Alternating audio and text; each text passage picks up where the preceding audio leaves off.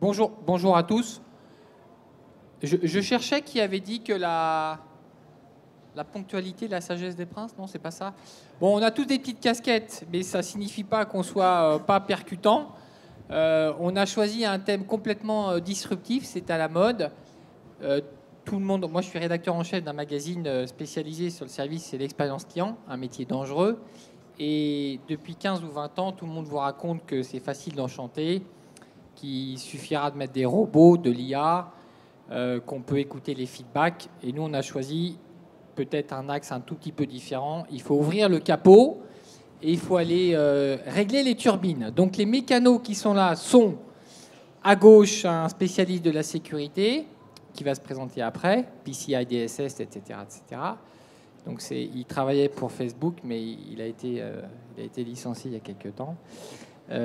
Mike, qui nous vient d'Angleterre, il faut toujours un Anglais ou un Américain, ça fait très sérieux. Et en plus, il a des lunettes, et donc il s'occupe de l'expérience client chez Photobox, une junior entreprise qui fait des albums photos. À côté, celui qui a refusé de vendre ses données santé à Amazon, Air Liquide, Monsieur Ledet, et le bout en train en chef, qui a quitté Colt il y a des années pour monter une boîte, c'est-à-dire qu'il est fou, Frédéric Durand, Diabolocom. Éloge du carburateur, c'est un beau livre. Est-ce que vous pouvez chacun nous expliquer en 2 minutes top chrono, en quoi, dans votre métier, 3 minutes, les problèmes que vous pouvez avoir en matière de relations ou d'expérience client, et pourquoi, de temps à autre, il faut soulever le capot pour aller régler. Monsieur Ledet, la santé. Merci Manuel. Alors, quand vous... Il n'y a pas de slide, il faut prendre des notes et écouter. Et il n'y aura pas de présentation après, donc il faut vraiment écouter. Il y a un dicton qui disait « sans maîtrise, la puissance n'est rien ». Donc effectivement, quand vous interagissez avec vos clients, le travail sur les feedbacks clients, c'est important. Le problème, c'est qu'aujourd'hui, le marketing s'y met, les opérations s'y mettent, tout le monde lance des POC, des pilotes et ainsi de suite. Le problème, c'est que la donnée, elle n'est pas structurée, la donnée, elle n'est pas uniforme. Le client, lui, c'est toujours le même. Il visite vos magasins, il va appeler vos call centers, il va envoyer des mails. Lorsque vous avez un NPS qui est en négatif, vous avez le chiffre d'affaires qui ralentit et votre patron qui est globalement dans le rouge, à un moment donné, il faut réagir. Et donc, on fait appel à des experts comme vous. Voilà. Sauf que si ces experts-là n'ont pas la vue d'ensemble sur le client, c'est problématique. Les données clients, elles sont, vous le savez, dans les CRM quand on a la chance d'en avoir, dans le RP, souvent c'est non structuré, dans des champs textes, ainsi de suite. Ça peut être dans le CTI si vous avez des données qui transitent par là. Quelquefois dans les stats PABX, vous demandez aux vieils opérateurs de vous sortir des stats PABX. Et le but du jeu, c'est d'arriver... Oui, il faut parler plus fort. Plus fort. Le but du jeu, c'est d'arriver à agréger la donnée. Donc ça veut dire que l'expérience client, quand vous faites l'analyse des parcours et les pain points, très souvent, vous avez des coquilles sur l'interaction, le moment où le client il a voulu interagir avec le client. Ça veut dire quoi? J'arrive pas à vous joindre. Le problème de j'arrive pas à vous joindre, il faut savoir qui il a essayé de contacter, quel service, comment est-ce qu'on communique. Très souvent, quand vous faites le bilan de vos lettres, vos emails, la com externe que vous faites, vous vous rendez compte qu'en fait, vous diffusez pas mal de vieux numéros. Ça peut être sur des stickers, des flyers, des véhicules. Pour ensuite suivre la donnée, ça va être très compliqué. Là, je parle de problématiques internes. Quant à ça, vous rajoutez des problématiques externes. On va parler, certains vont parler de PCI DSS, d'HADS, des données de santé par exemple. C'est très bien, on dit, on voudrait comprendre ce que notre client, notre patient, notre médecin a comme feedback et veut nous dire. Oui, sauf que la réglementation nous interdit de le faire, ou en tout cas demande de le faire moyennant certaines règles. Donc ça veut dire qu'on va avoir une vue d'ensemble. Ah, globalement, on a un NPS à tant. Sauf que le parcours, il est jalonné de différentes étapes. Et une fois de plus, les données, vous ne pouvez les récupérer que dans l'ensemble des systèmes d'information. Jean-François, quand on est dans un grand groupe, on fait quoi? On va dans le bureau d'à côté, on dit vous êtes tous des tocards, je vais reprendre la main. Mais en général, le lendemain, on est sur LinkedIn parce qu'on cherche du travail. Ou on fait comment? On met le marketing, les données, les prestataires dans un bureau. Comment tu as résolu ce détail? Alors, pour résoudre le détail, c'est la preuve par l'exemple. En fait, le but du jeu, c'est d'extraire des bases manuellement des différents systèmes, essayer de les agréger pour restructurer la donnée Et ensuite, apporter la preuve, leur expliquer qu'il y a une cohérence. Le parcours client, c'est un ensemble d'étapes, de jalons clés.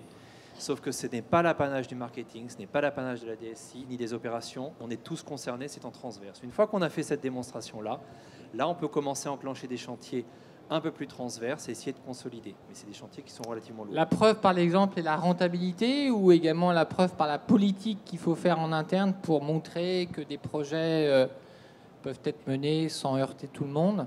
La preuve par l'exemple, c'est le travail déjà sur les parcours clients. Quand vous faites en atelier des parcours clients, toutes les parties prenantes se rendent compte qu'ils sont concernés. Quand ensuite vous mesurez les pertes en chiffre d'affaires, parce que forcément c'est la finance qui prime, qui parle, les pertes en chiffre d'affaires occasionnées par ces fameux points de rupture, là tout de suite on commence à vous écouter et c'est le début du chantier. Mais ça passe par cette phase d'évangélisation, preuve à l'appui. Si on n'a pas les chiffres, on ne peut pas argumenter. Tu nous rappelles ce que tu fais chez Air Liquide, qui est une grande maison? Globalement, Air Liquide, on accompagne nos patients, patients et hôpitaux sur des maladies chroniques, apnée du sommeil, diabète, maladies respiratoires. On couvre 35 pays, 1200 collaborateurs, 7 millions d'appels entrants par an. Et donc ton client, toi, c'est le médecin, le professionnel de santé ou le grand public? Et le patient. Le end user, c'est le patient. Appelons-le comme ça, on ne va pas l'appeler client. Le décideur, c'est le médecin, c'est lui qui est le sachant. Et en France, le payeur, c'est la CPAM. Voilà. Super. Mike? Bonjour. Alors nous, sur Photobox, donc groupe Photobox, Moonpig, le plus gros challenge en fait, c'est la flexibilité dont on a besoin dans les périodes de pic, donc les périodes de forte croissance. Aujourd'hui, on a 600% de croissance sur des périodes de Noël, des périodes comme Fête des Mères, Fête des Pères ou Valentine's. Et on a besoin d'outils qui nous permettent d'avoir cette agilité, cette flexibilité. Du flux sur le site, pas en magasin? Je crois qu'il faut rappeler aux gens que... Sur le site, c'est certainement plus de 500-600%. D'accord. Mais au niveau du service client et de l'expérience client, c'est là où on a une démultiplication des volumes qui est énorme en fait. Donc on passe d'une journée sur des routes de campagne à une autoroute et là, il faut vraiment que ça fonctionne et que ça fonctionne à 200%. Donc on a besoin de cette flexibilité. Si on reformule, il faut être bon, y compris quand il y a beaucoup de trafic sur le site. Il faut être bon quand c'est normal et il faut être excellent quand il y a du trafic parce que sinon on rate une saison, c'est comme un fleuriste qui n'ouvre pas le jour de la Saint-Valentin, quoi. Donc on a besoin d'être là. Donc la flexibilité, c'est la première des challenges pour nous qui est crucial et ensuite être capable d'intégrer des outils avec une structure qui est quand même assez lourde puisqu'on a quand même 17 ans, ça fait 17 ans qu'on est un pur e-commerce player et faire en sorte que ça s'intègre avec des outils qui ne sont peut-être pas les plus flexibles du marché. Donc nous, ce qu'on cherche, c'est pouvoir utiliser des outils qui nous donnent cette flexibilité et cette qualité de service qui vont se greffer ou qui vont travailler avec des outils qui peuvent être des outils qu'on a développés en interne ou des outils qui sont de marques qui sont peut-être moins ouvertes à des API. Donc il y a la flexibilité, il y a l'intégration. Faut savoir que nous, notre challenge, le service client chez nous, c'est pas vraiment un centre de coût comme c'est souvent le cas dans d'autres marques. On a 70% des contacts qui sont avant commande. Donc on est un élément clé dans la conversion et dans la journée client durant un processus de création. Ça veut dire qu'aujourd'hui, si les outils que j'ai ou si la solution de voix qui est la plus riche en termes d'upselling, cross-selling et en termes d'accompagnement client ne fonctionne pas parfaitement, on a un impact sur les ventes et sur la satisfaction globale qui est énorme. Et tu as résolu ce problème comment? Donc là, nous a parlé du challenge et donc la résolution a nécessité d'ouvrir le capot sur quel sujet par exemple? Alors, on a dû mettre les mains dans le cambouis, comme on dit en français. La première chose, c'est demander aux clients ce qu'ils attendent, leur donner le choix lorsqu'on peut se le permettre ou lorsqu'il y a vraiment une nécessité, c'est-à-dire le choix des différents canaux, quand est-ce qu'ils peuvent nous contacter, être présent sur les réseaux sociaux, être présent sur la voie lorsqu'ils le souhaitent jusqu'à tard le soir. Donc demander aux clients, demander aux agents en interne, c'est les clients qu'on a tendance à oublier, c'est-à-dire quels sont les outils qu'on peut mettre en place ensemble qui vont vous aider à travailler de manière plus efficace et plus agréable. Donc la console, etc., c'est vraiment clé parce que sinon c'est une vraie galère. Et ensuite, vraiment essayer de faire en sorte qu'on trouve le juste rapport qualité-prix en offrant soit des parcours de self-service ou des questions et réponses, soit une journée client qui est beaucoup plus agile ou beaucoup plus facile. Et lorsque ce n'est pas suffisant ou lorsqu'il y a besoin de rassurer les clients, aller vers des professionnels qui connaissent le métier, mais qui sont surtout capables d'écouter nos attentes et les demandes de nos clients.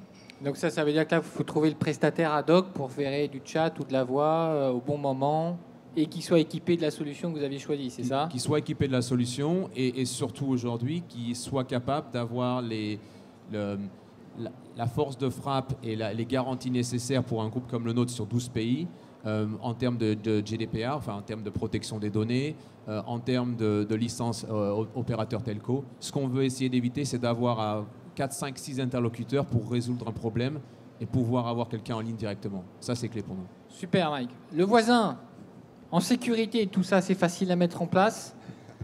Sécurité et facilité, ça ne va pas ensemble. Ouais. Très concrètement, lorsque l'on s'intéresse à des clients, que l'on travaille avec eux, ils vont confier des données, ils vont confier beaucoup de choses sur eux, sur les choses qui leur tiennent à cœur, sur des informations qui leur tiennent à cœur et même des informations qui sont sensibles pour eux, telles que leurs moyens de paiement. Et il y a un mot-clé qui est la confiance. Et pour obtenir la confiance, il faut arriver à donner donc, des garanties, à donner et à apporter donc, à ses clients des informations sur le fait que les données qu'ils vont confier vont être protégées, vont être bien traitées et ne vont pas finalement se retrouver dans la nature où ils ne vont pas se retrouver dans une situation difficile du fait d'avoir confié ces données donc, à un partenaire, à un tiers. Moi, j'ai une question, parce que la sécurité en France, tout le monde considère maintenant que c'était un coût. Comment on peut se rapprocher des patrons de l'expérience client pour leur dire, en fait, ça fait partie de votre budget, il faut dialoguer pour que vous mettiez de l'argent là-dessus, parce qu'un jour ou l'autre, le capital client il va être considérablement dégradé. Il y a la dégradation effectivement que l'on peut attendre d'un défaut de sécurité, mais aujourd'hui les clients ils vont faire confiance et la confiance qu'ils vont avoir, ça va être un élément clé de la transformation, ça va être un élément clé effectivement de la capacité à faire du business avec eux. Et quand j'ai plus confiance en un partenaire, j'ai moins de réticence à lui donner donc, mon numéro de carte bleue, j'ai moins de réticence à lui donner une information qu'il va valoriser en fait, pour le business. Et ça, c'est vraiment le point clé et c'est ce qui transforme la sécurité donc, d'éléments de coût en éléments de facilitateur de business.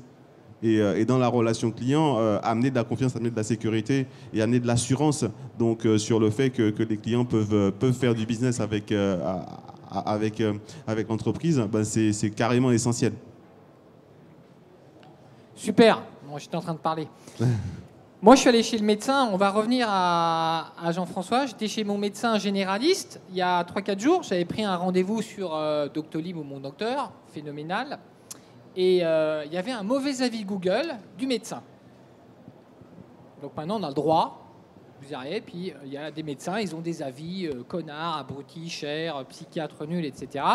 Et je lui dis, putain, c'est quand même grave, ils disent des choses pas gentilles sur vous. Qu'est-ce que vous pouvez faire, sachant qu'il y en a sur 30 ou 40 avis? Et elle me dit, c'est très compliqué, d'abord parce que nous, on n'a pas le droit de réagir, parce qu'on aura une rupture du secret professionnel. On n'a pas le droit de dire à sa dame, d'abord, tu m'as jamais vu, c'est faux, parce que donne-moi ton nom. Et donc, elle est dans la situation où elle est dégradée sur le web, avec des avis qui jouent un rôle important.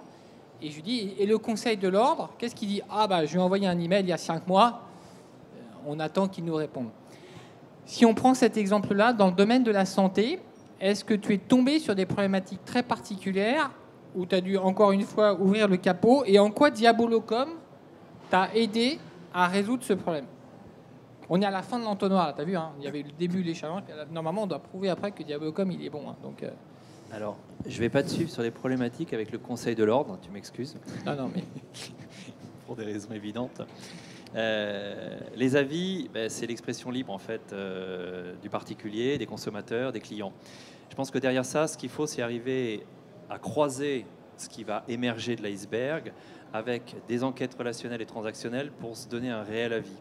Et c'est là où tu commences à rentrer et à ouvrir le capot et te rendre compte que finalement, l'être humain qui veut interagir, l'être humain qui tout d'un coup s'exprime, c'est à la base, si on a ce type de réaction, c'est qu'il y avait un pépin sur le parcours. Le pépin sur le parcours, dans la plupart des cas, c'est au moment où il veut interagir, il ne trouve pas de réponse, soit en termes de délai, soit en termes de contenu. Ce qu'on a fait, nous, avec Diabolocom, on a réussi à donner du sens aux métriques, donner du sens à des flux. Et ce qui est important, c'est qu'on ne doit pas faire appel à des équipes IT. C'est des gens du business, c'est vous et moi, vous connaissez vos clients. Sauf qu'à un moment donné, vous êtes face à une problématique, votre patron vous demande de résoudre. Pour résoudre, il faut rentrer. Il faut rentrer dans l'interface. L'interface, je ne veux pas de manuel utilisateur. Si déjà je ne maîtrise pas ma propre interface, c'est comme si on me disait, tu prends le volant de la voiture, aller conduire une Porsche sous la pluie par exemple, moi je préfère une petite GTI facile, j'arriverai à bon port, sinon je me mets dans l'ornière. Donc l'objectif, c'est que l'interface, la solution que vous choisissez, c'est une interface simple dédiée à des gens du business. On se parle entre gens du business, on parle cas d'usage. L'IT, on s'en fout, ce n'est pas la finalité. Le client veut interagir. Et donc, à partir de là, c'est des fois extraire des fichiers CSV, commencer à mettre les doigts dans le cambouis, dans le fichier, puis avec votre Excel, essayer de comprendre. Les interfaces fonctionnent, mais à un moment donné, c'est l'approche test and learn. Il faut tester, il faut aussi se planter rapidement, quelque part, et c'est comme ça qu'on apprend. Et donc, moi, je reste convaincu qu'aujourd'hui, on a plein de belles solutions. Là, je ne vais pas citer de nom, mais je vois des logos qui sont des Rolls, qui sont des machines de guerre, des véritables Formule 1. Ouais, sauf que vous et moi, on n'est pas des pilotes. Nous, on a des clients, on doit interagir, on est des opérationnels fondamentalement. Et c'est des briques opérationnelles qu'il faut aller chercher, puisque c'est des petits ajustements qui font qu'on va progressivement voir une tendance dans le parcours et finalement des retours qui vont infléchir et un NPS qui va monter. Frédéric, quand il y a un ticket incident, quand les clients appellent, comment on fait pour... Au départ, vous êtes un opérateur télécom, vous vendez une plateforme, il faut se positionner comme un prestataire de service. Comment on vend cette heure de travail ou cette résolution des cas? Indéniablement, Diabolocom a été créé dès le départ dans une logique de fourniture d'un service, donc avec des taux de disponibilité, un véritable partenaire métier pour nos clients. Et toute la partie technique est je dirais, la face immergée de l'iceberg. Néanmoins, c'est celle qui requiert le plus d'attention chez nous. Petit rappel, on est, outre les applicatifs qu'on fournit qui sont entièrement développés par Diabolocom, il y a toute une infrastructure de cloud privé qui est notre propriété, qu'on a conçue, construit, qu'on opère, et également une infrastructure d'opérateurs de télécommunications fixes, voix et Internet, et véritablement d'opérateurs. Les données, en clair, sont chez vous. Enfin, tout est chez nous, tout est maîtrisé de la cave au grenier. On connaît l'infrastructure dans les moindres détails. Il n'y a pas de boîte noire, comme on dit. Opérer une telle infrastructure, c'est loin d'être évident. C'est très exigeant, notamment sur la voix. Un email ou du chat peut avoir quelques millisecondes de retard, ça n'aura aucun impact. Sur de la voix, la moindre latence, ça a tout de suite des effets qui sont perceptibles par l'ensemble des agents, peut-être des grésillements de voix, etc. Donc, nous, qu'est-ce qu'on a? On a, outre cette maîtrise globale, passe par notamment des outils de télémétrie très pointus que nous avons développés, qui nous permettent de connaître à tout instant ce qui se passe dans notre réseau, ce qui se passe au niveau des interfaces des agents, etc., dans une logique de diagnostic, dans une logique d'identification immédiate des... Là, je pense que tu es en train de les perdre, là. De ce qui se passe, ouais. Bon. En fait, c'est un ingénieur télécom, vous avez compris, c'est sûr. Et derrière, il y a David Sagakian, qui était en classe prépa avec lui. Et il y a 2 ans, quand ça merdouillait, moi, je suis rédacteur en chef, puis de temps en temps, j'ai des clients, ils me disent « Ah, putain, Diabolocom, ça merdouille ». Ce que je peux lui apporter, c'est dire la qualité est pas bonne. Et là, il appelle Zagakian, il lui dit là, j'ai besoin d'un bon en classe prépa au travail. Je le dis parce que c'est vrai, c'est une boîte de service. Ils sont pas toujours très bons, mais si vous ouvrez le ticket incident, ils vont s'en emparer pour aller le résoudre. C'est ça la clé. C'est pas dire on va être très bon partout. Je fais un petit saut parce qu'on avait préparé des trucs. 3 images. Le business, c'est ça maintenant. Moi, je suis un grand cinéphile et je pense que la réalité. Je vous ai préparé 3 slides. C'est ce qu'on appelle l'économie de l'attention. Là, je sentais que vous partiez. Il fallait que je vous rattrape. C'est quoi le business? C'est Robert De Niro quand il est recruté, vous savez, dans le Taxi Driver, et il arrive. Et Martin Scorsese, il nous fait en 2 minutes, avec une scène qui est mythique, que je vous invite à revoir, le portrait de ce gars. Vous vous souvenez de la scène? Un jour, une grande pluie va nous laver New York. Et il est recruté, donc là, c'est pas la scène. Et il est recruté comme chauffeur de taxi la nuit. Et l'autre lui dit t'es prêt à faire le Bronx? T'es prêt à aller travailler avec les Feuges la nuit, à te faire anywhere, anyway, anywhere. En clair, je suis prêt à tout faire. C'est ça le business aujourd'hui. À 5h ce matin, moi, quand j'étais sur une plateforme, il y a une plateforme où le mec, sur le chat, il m'a répondu. Voilà. ça, quand on voit qu'on se bat contre des gens qui répondent à 5h17, c'était sur la plateforme Marcel. J'étais en train de faire un benchmark sur les plateformes de VTC.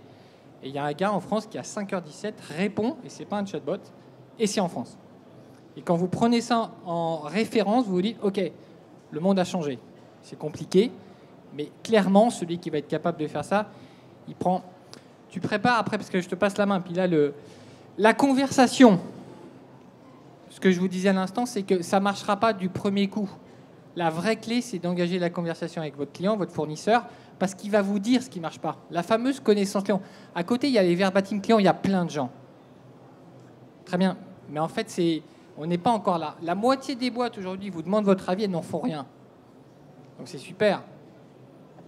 Vous lirez Antoine de Tarlet, chaque année, je suis client Orange, il me demande mon avis. Et un jour, j'ai essayé de joindre Antoine de Tarlet. Mais il ne répond jamais. Donc on nous demande notre avis, on n'en fait rien. Lino Ventura, vous vous souvenez, dans 100 000 $. Alors écoute-moi bien, Rocco, voilà ce que je te propose. Tu m'attends à Salem et on discute. On se fout sur la gueule et on se met d'accord, mais dans les deux cas, on économise du temps et de la fatigue. Mike, ça va être à toi. Et la première difficulté, vous vous souvenez de Julia Roberts, elle arrive, elle est un peu habillée comme une fille de mauvaise vie et les magasins ne la considèrent pas. Et donc, personne ne la sert. Et le lendemain, quand elle revient, là, elle est accompagnée du bel homme et elle a une belle tenue. Et Richard Gere a dit, ah, dommage, hier on est venu, vous nous avez pris pour des nobody, vous ne savez pas ce qui vous est arrivé.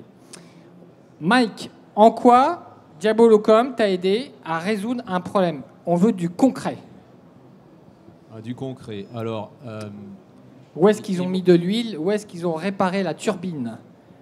La première aide qu'ils nous ont apportée, c'est une expérience et une compréhension de la problématique qu'on avait en nous posant les bonnes questions.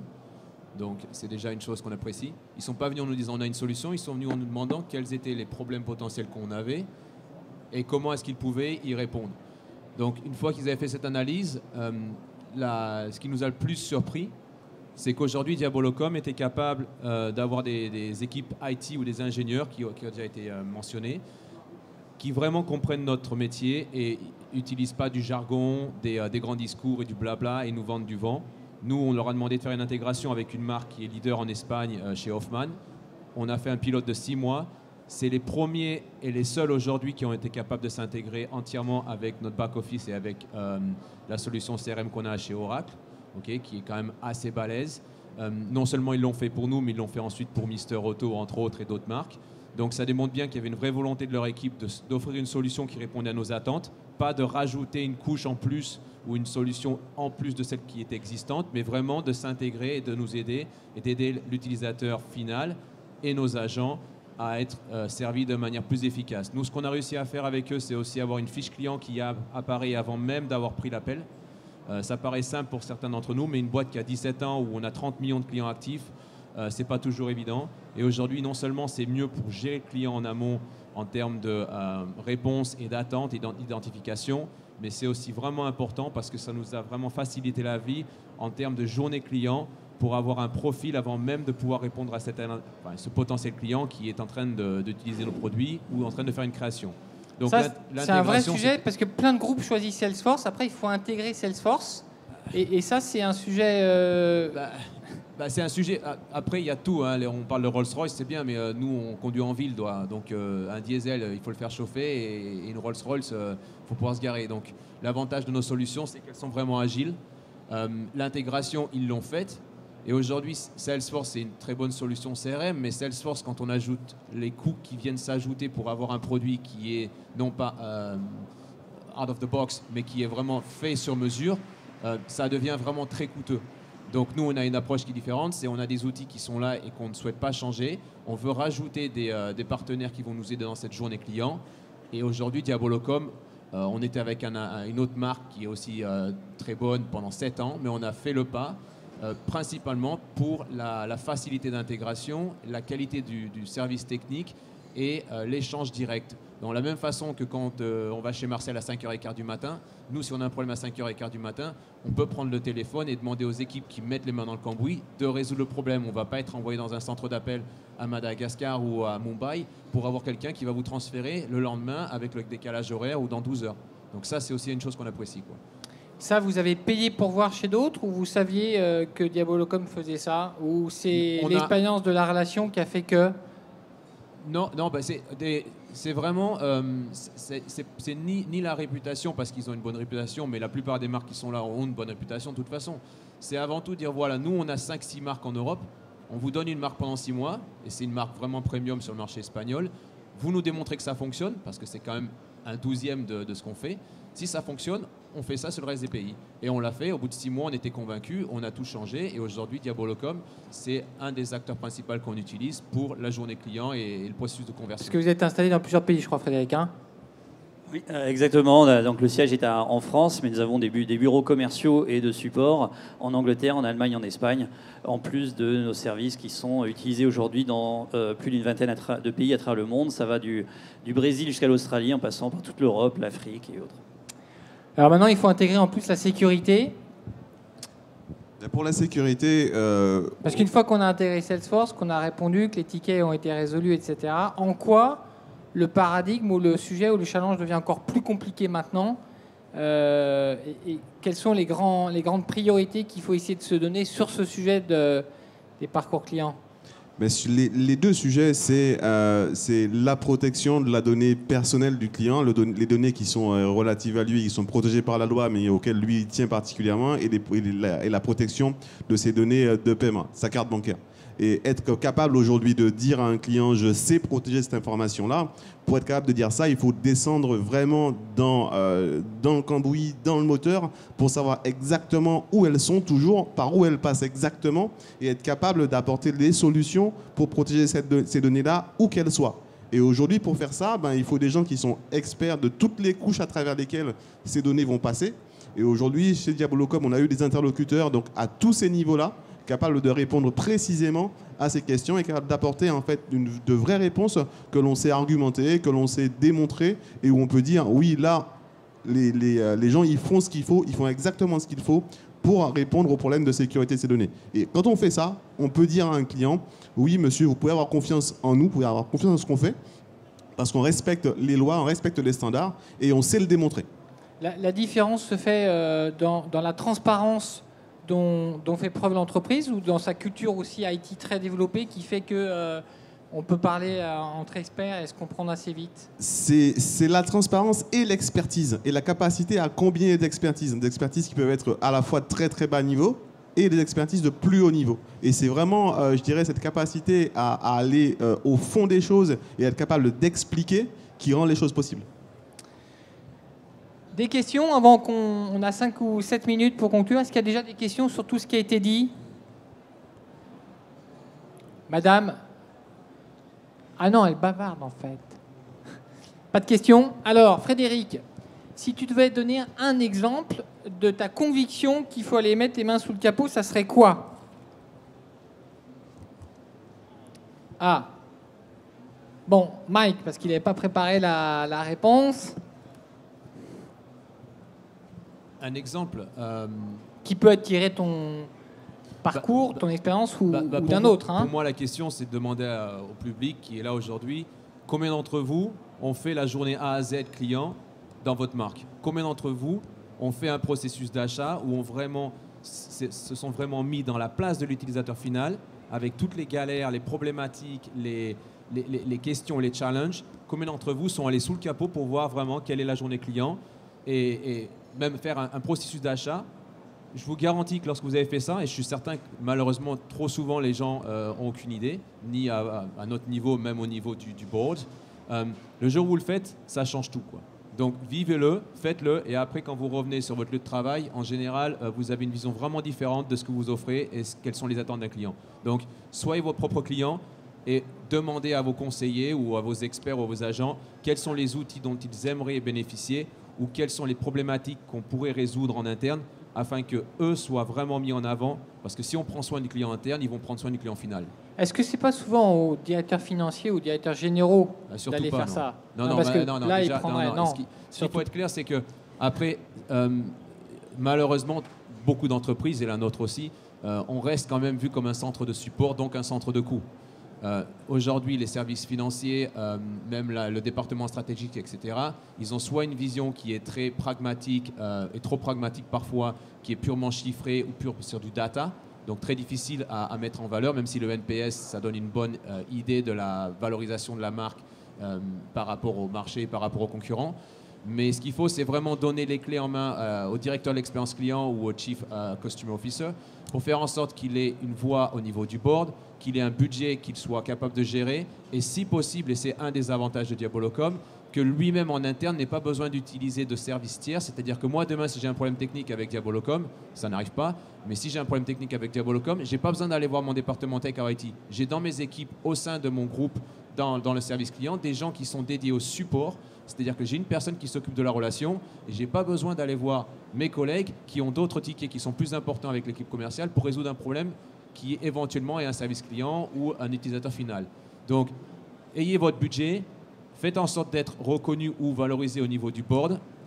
Vendez non pas juste l'expérience client en termes de service client, mais le retour sur ce qui se dit vers les différents départements pour améliorer. C'est ce qu'on fait nous chez Photobox, c'est-à-dire que c'est nous qui sommes vraiment là pour dire on est à l'écoute, il y a un problème, il faut changer ça, et on n'attend pas que ça vienne du département marketing ou commercial, sinon c'est un désastre. Ce qu'il ne faut pas oublier, c'est qu'aujourd'hui dans une boîte, celui qui est censé être au milieu et qui doit driver le business, et on oublie ça, c'est ni vous, ni moi, ni le département financier, et surtout pas le département marketing, commercial ou vente, c'est le client.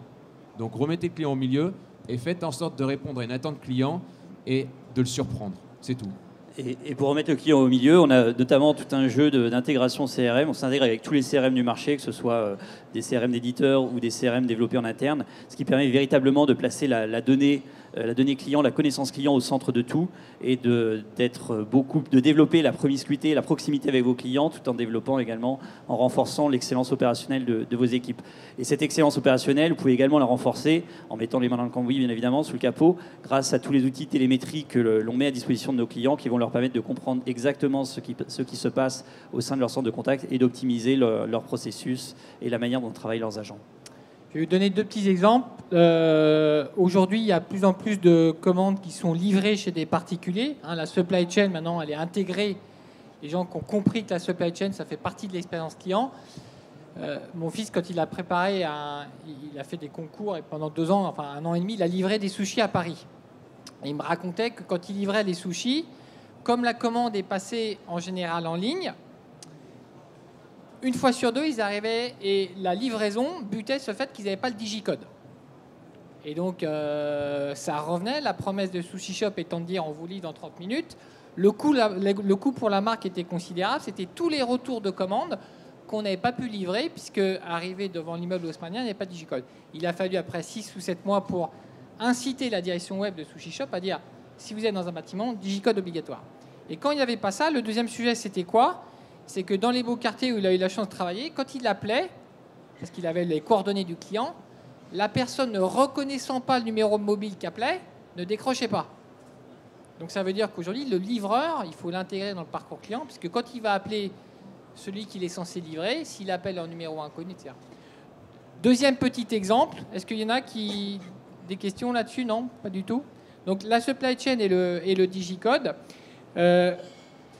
Hier, il y a une étude très intéressante. Le coût d'acquisition d'un client maintenant sur le web, depuis quelques semaines, est devenu plus important que dans le magasin physique. Donc si vous prenez ça en compte, les chiffres mondiaux sont parus il y a 2 semaines, ça veut dire que si vous regardez, il y a un excellent article dans les Échos d'hier qui montre que les Chinois sont en train de refaire un virage stratégique vers les magasins en disant l'interaction en magasin, à l'arrivée, elle nous permet d'embarquer plus de connaissances clients et de faire plus de business à moindre coût que ce qui a été le modèle et le paradigme dominant. Ça veut dire que les magasins, sous réserve qu'on arrive à amener des gens en magasin, vont de mieux en mieux fonctionner. Jean-François, tu vas avoir le mérite de la conclusion et après on va regarder une petite vidéo sur le grand Mendes. Alors, comme on est dans le domaine de l'automobile, inspirez-vous de ce qu'on fait en Formule 1. Les grands pilotes, c'est 2 choses. C'est des personnes qui ont un bon coup de volant, des vrais pilotes, mais c'est aussi des personnes qui comprennent les réglages du véhicule.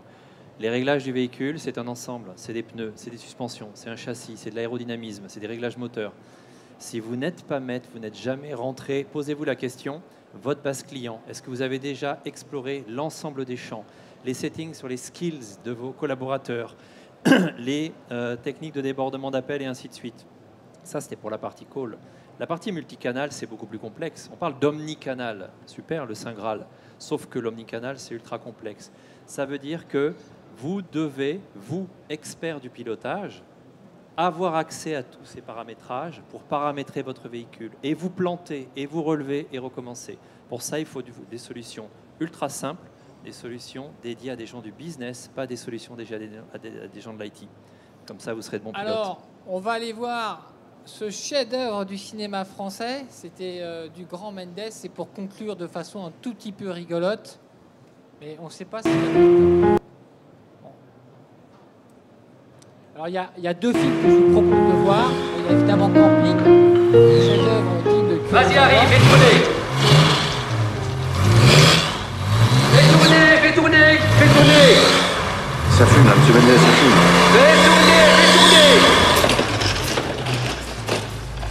Fais tourner encore. Monsieur Mendes, vous êtes sûr que le... Non. Vous connaissez ces voitures?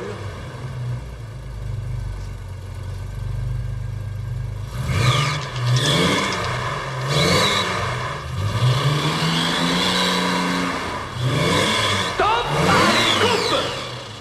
Ok, j'ai compris. C'est la pipe d'admission. Venez avec moi. Pas vous. Attention à la flaque. Excusez-moi. C'est la voiture de James Bond. C'est la vraie? C'est la même sans les accessoires. Oula. J'ai fait 12 Paris-Dakar avec celui que j'appelle toujours Monsieur Harry Vatanen. Ah bah oui, c'est vous, là. C'est le parrain de mon fils. J'ai été son mécanicien. L'homme de l'ombre. Vous inquiétez pas, cette panne-là, c'est de la rigolade. On a eu la même entre Agadez et Tirco. On était partis avec mon ami Harry. Il était 6 heures du matin. Et au kilomètre 56, alors qu'on attaquait le Ténéré. On attaquait le Ténéré. Un bruit sourd sous le conducteur à air. C'était la pipe d'admission. J'ai réparé en 2 heures. Et on a gagné l'étape. Bon, bah super. Et moi, là, ça va prendre combien de temps, à peu près? 48 heures. Ça va être du grand Mendes. Vous m'avez dit 2 heures, là. Ah, Écoutez, attendez, c'était une 405 et j'avais la pièce. Dans 48 heures, vous pouvez amener vos valises. De toute façon, j'ai pas le choix. Dans 48 heures, je pars en vacances au Portugal. Je suis portugais! mais... Bon, la conclusion est toute trouvée. Vous avez compris qu'après ce plan en 3 parties, David Zagakian et Frédéric Durand sont très forts et qui vous proposent de faire du très grand Mendes. S'il y a des questions, c'est maintenant. Putain, on a été bon, David, t'as vu? Si avec ça, tu signes pas des bons de commande. Vous pouvez passer sur le stand, ils ont des carbones, au cas où le bon de commande ne marche pas. Ils ont gardé la souche à carbone. Merci. À part ce petit clin d'œil rigolo, on fait quand même un truc intéressant, parce que moi, il faut que je vende mon magazine. Depuis 17 ans, le premier magazine indépendant... Non, mais c'est vrai, en plus. Attendez. Prends le magazine, parce que... Très bon magazine, je confirme. Je vous raconte, il y a 17 ans, j'avais créé une grosse boîte de conseils sur les centres d'appel que j'ai vendu à un fonds d'investissement. J'ai perdu la moitié de ce que j'avais gagné en produisant un film. Et en 2000, pour bien conseiller mes clients, je ne trouvais pas d'informations indépendantes sur le marché. C'est vrai, hein. Tout ce que je raconte, c'est vrai. Ils me disaient, tiens, il faut s'installer au Portugal. PeopleSoft, ça marche mieux que Ventive et tout. Et du coup, j'ai créé un magazine avec de l'information vérifiée sur ce qui se passe. On est indépendant des annonceurs. Et donc, quand on fait des tests, on essaie de se mettre à la place du client. Je ne dirai pas ce qu'on a détruit dans des articles sur ce stand. Et plus sérieusement, donc c'est un magazine où on se balade dans le monde entier et on regarde ce qui fonctionne en matière de service et d'expérience client, ce qui nous a permis de dialoguer avec Frédéric Durand. Et donc on a aussi prévu des vidéos, notamment vous pouvez aller sur Internet et on a créé une télé, 6 personnes. Et on a créé Bloomberg TV. Merci. Bloomberg TV, un peu décalé, et c'est en vrai. C'est une vidéo, les gens ne lisent plus. Alors, je vous explique pourquoi c'est la clé. Quand vous appelez le patron de la R&D, coup de main parce que ça, c'est très, très, très, très malin. Quand vous appelez le patron de la R&D, d'accord, et il vous dit « Ah, en contact? Non, je ne connais pas. Non, et du coup, on a créé le nom qui permet d'être pris par tout le monde au téléphone. C'est Bloomberg TV. Et là, notre taux de recueil d'interviews est phénoménal. On a pensé avant tout le monde que Bloomberg TV, tout le monde prend au téléphone. Et à part raconter des bêtises, c'est vrai. C'est-à-dire qu'il faut utiliser des fois des techniques extraordinaires pour aller, avoir de la bonne information. Et notre deuxième outil, moi qui étais beaucoup en montagne, c'est ça. Si vous avez vécu en montagne, ça, l'expérience client, ça commence là. Vous avez eu un prospect, vous avez signé un deal à 3 millions d'euros. La voiture ne démarre pas parce qu'il y a de la neige. 3 € chez Decathlon. L'expérience client, ça commence par les petits détails. Merci à eux. Merci Mike, Jean-François et Frédéric Durand. Et de façon très sérieuse, ils sont un stand. Merci à vous d'avoir été présents. On publiera dans 3-4 jours avec Frédéric, sur leur site et sur le nôtre, un petit papier documenté. Vous pouvez l'éditer en PDF. Et avec ça, quand vous allez voir le directeur financier, il alloue un budget. Bonne journée. Merci à tous.